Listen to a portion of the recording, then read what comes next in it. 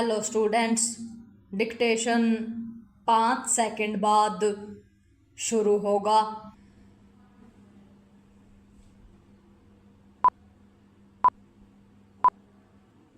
Start. Pahalgam में आतंकी हमले के बाद पाकिस्तान के लिए जासूसी करने वालों की गिरफ्तारी का जो सिलसिला शुरू हुआ वह थमने का नाम नहीं ले रहा है। कश्मीर में आतंकियों के मददगारों की गिरफ्तारी के बाद से देश भर में ऐसे लोगों को पकड़ा जा रहा है जो पैसे के लालच में या अन्य किसी स्वार्थवश अथवा मजहबी कट्टरता का शिकार होकर पाकिस्तान को गोपनीय जानकारी दे रहे थे। गत दिवस CRPF के एक सहायक उपनिरीक्षक को पाकिस्तान को खुफिया जानकारी देने के आरोप में राष्ट्रीय जांच एजेंसी की ओर से गिरफ्तार किया गया। पिछले कुछ समय में विभिन्न राज्यों से करीब 2 दर्जन ऐसे लोग गिरफ्तार किए गए हैं जो पाकिस्तानी खुफिया एजेंसी ISI के लिए काम करते हुए देश की सुरक्षा से खिलवाड़ कर रहे थे। चूंकि पाकिस्तान जा चुकी हरियाणा की एक यूट्यूबर की वीडियो सहज उपलब्ध हैं, इसलिए उस पर मीडिया के बड़े हिस्से का ध्यान कुछ ज़्यादा ही केंद्रित है, लेकिन अन्य सभी पर भी पर्याप्त ध्यान दिया जाना चाहिए क्योंकि उनमें कुछ तो ऐसे हैं जिनके बारे में यह कहीं अधिक स्पष्ट है कि उन्होंने संवेदनशील ठिकानों की जानकारी पाकिस्तान को दी।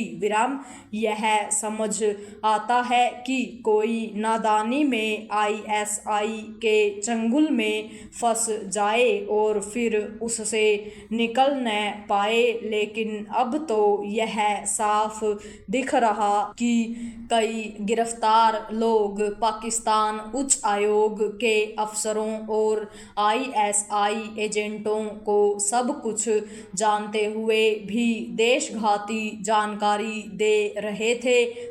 इसे गद्दारी के अलावा और कुछ नहीं कहा जा सकता। पैरा आखिर कौन ऐसा भारतीय होगा जो इससे परिचित न हो कि पाकिस्तान हमारा सबसे बड़ा शत्रु है और उसने कश्मीर के साथ साथ शेष देश में भी अनगिनत आतंकी हमले कराए हैं।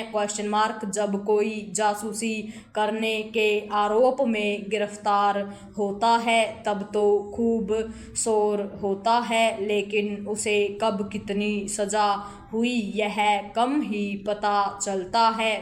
ऐसे देशद्रोही तत्वों को यथाशीघ्र कठोर सजा मिले, इसकी ठोस व्यवस्था की जानी चाहिए।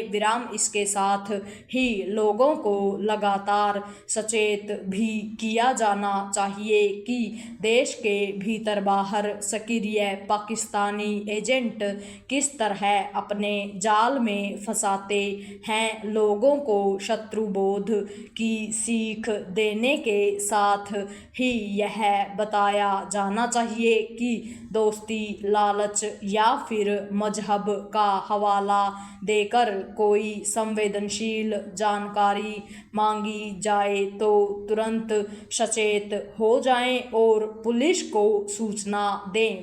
सुरक्षा बलों के जवानों को हनी ट्रैप में फंसने से बचने का प्रशिक्षण तो खास तौर पर दिया जाना चाहिए।